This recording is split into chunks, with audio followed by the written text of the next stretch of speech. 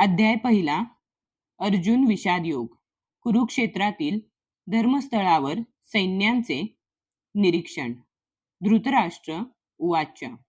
धर्मक्षेत्रे कुरुक्षेत्रे समवेता युयुत्सवः मामकाः पांडवाचैव किमकुर्वत संजय. 1. धृतराष्ट्र हा उवाच. राजा धृतराष्ट्र म्हणाला, धर्मक्षेत्रावर कुरुक्षेत्र नावाच्या भूमीवर समवेताहा एकत्रित आलेल्या, युयुत्सवः युद्धाची इच्छा करणाऱ्या, मामकाहा माझा पक्ष पुत्रांनी, पांडवाहा पांडुपुत्र, च आणि एव निश्चितपणे, किम काय, अकुर्वत त्यांनी केले, संजय हे संजया. धृतराष्ट्र म्हणाला, हे संजया, कुरुक्षेत्र या पवित्र धर्मक्षेत्रावर एकत्रित आलेल्या, युद्धाची इच्छा करणाऱ्या माझ्या आणि पांडूच्या पुत्रांनी काय केले. तात्पर्य.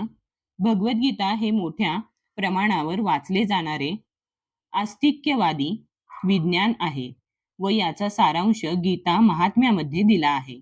त्या ठिकाणी सांगण्यात आले आहे की मनुष्याने भगवान श्रीकृष्णांच्या भक्तांच्या मदतीने भगवद्गीतेचे अत्यंत काळजीपूर्वक अध्ययन केले पाहिजे आणि या प्रकारे वैयक्तिक हेतुपूर्वक अर्थ न लावता कृष्ण भक्ताकडून ती समजून घेतली पाहिजे. भगवद्गीता ही कोणत्या पद्धतीने जाणून घ्यावी याबद्दलचे स्पष्ट उदाहरण गीतेमध्येच आहे व ते म्हणजे अर्जुन होय. त्याने भगवद्गीता प्रत्यक्ष भगवंतांकडून श्रवण करून जाणून घेतली.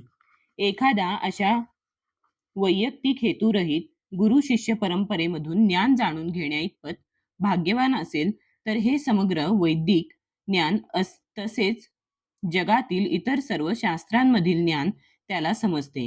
या ज्ञानाव्यतिरिक्त इतर शास्त्रांमध्ये न आढळणाऱ्या देखील सर्व गोष्टी तो भगवद्गीतेमध्ये पाहू शकेल.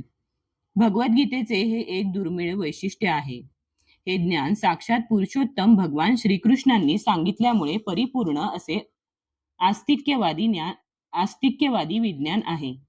महाभारतात वर्णिलेली धृतराष्ट्र आणि संजय यांनी केलेली चर्चा ही या श्रेष्ठ तत्वज्ञानाचा मूलभूत आधार आहे. पुरातन वैदिक काळापासून पवित्र तीर्थस्थळ असणाऱ्या कुरुक्षेत्र या ठिकाणी गीतेमधील तत्वज्ञान सांगण्यात आल्याचे आपल्याला समजून येते. स्वतः भगवंतांनी ते जेव्हा या पृथ्वी तलावर होते तेव्हा मानव समाजाच्या मार्गदर्शनाकरिता हे ज्ञान सांगितले. येथे धर्म क्षेत्रे जेथे धार्मिक कार्य केली जातात असे ठिकाण. हा शब्द अत्यंत महत्वपूर्ण आहे कारण कुरुक्षेत्र युद्धभूमीवर पुरुषोत्तम श्री भगवान हे अर्जुनाच्या बाजूने उपस्थित होते. कुरूंचा पिता धृतराष्ट्र हा आपल्या पुत्राच्या अंतिम विजयाबद्दल अत्यंत साशंक होता आणि त्यामुळेच त्याने आपला सचिव संजय याच्याकडे विचारणा केली की त्यांनी काय केले. पूर्ण निर्धारयुक्त युद्ध करण्याच्या तयारीने स्वतःचे आणि आपला धाकटा भाऊ पांडू याचे पुत्र कुरुक्षेत्र येथील रणभूमीवर एकत्र आले असल्याची त्याला पुरेपूर खात्री होती. तरी सुद्धा त्याची विचारणा महत्वपूर्ण आहे. भावाभावांमध्ये तडजोड व्हावी अशी त्याची इच्छा नव्हती आणि त्याला युद्धभूमीवरील आपल्या पुत्रांच्या विधिलिखिताबद्दल निश्चितपणे जाणून घ्यावयाचे होते. कुरुक्षेत्राचा वैदिक साहित्यामध्ये स्वर्गातील देवतांसाठी सुद्धा पूजनीय असे स्थान म्हणून उल्लेख करण्यात आला आहे आणि अशा पवित्र कुरुक्षेत्रावर युद्ध करण्याचे ठरविल्याने युद्धातील अंतिम निर्णयावर होणाऱ्या परिणामाने तर धृतराष्ट्र आणखी भयभीत झाला. याचा प्रभाव अर्जुन व इतर पांडुपुत्र हे स्वाभाविकतःच सद्गुणी असल्यामुळे त्यांना अनुकूल असाच होणार हे तो उत्तम रीतीने जाणून होता. संजय हा व्यासांचा शिष्य होता. तो जरी धृतराष्ट्राच्या कक्षामध्ये होता तरी व्यासांच्या कृपेने तो कुरुक्षेत्र येथील युद्धभूमी पाहू शकत होता. यासाठीच धृतराष्ट्राने युद्धभूमीवरील परिस्थितीबद्दल त्याच्याकडे विचारणा केली. पांडव आणि धृतराष्ट्राचे पुत्र हे दोघेही एकाच कुटुंबातील होते, पण या ठिकाणी धृतराष्ट्राचे अंतर्मन उघडे करून दाखविण्यात आले आहे. दाखविण्यात आले आहे. त्याने मुद्दाम आपल्या पुत्रांचा कुरु म्हणून उल्लेख केला आणि पांडुपुत्रांना कुळाच्या वारस हक्कातून वगळले.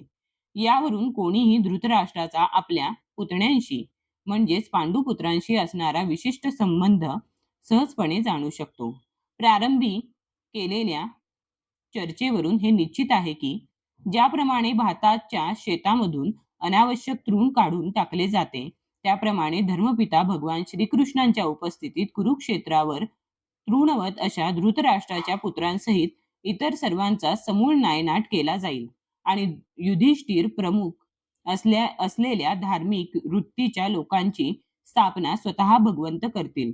धर्मक्षेत्रे व कुरुक्षेत्रे या शब्दांच्या ऐतिहासिक आणि वैदिक महत्वाबरोबर हेही विशेष महत्व आहे.